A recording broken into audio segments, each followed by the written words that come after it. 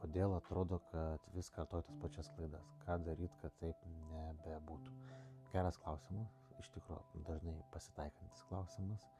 Paprasčiausiai jūs nesuvokėt, neįsisavinote pamokos, ką jums bando ta situacija pasakyti.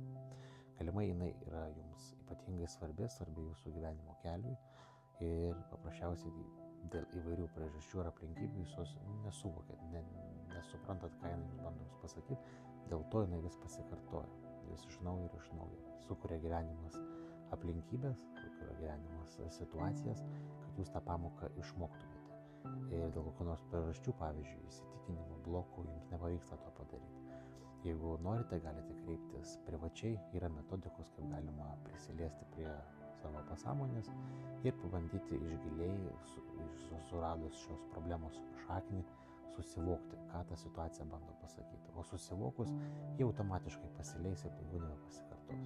Tai kviečiu kontaktuotis ir sėkmės visiems.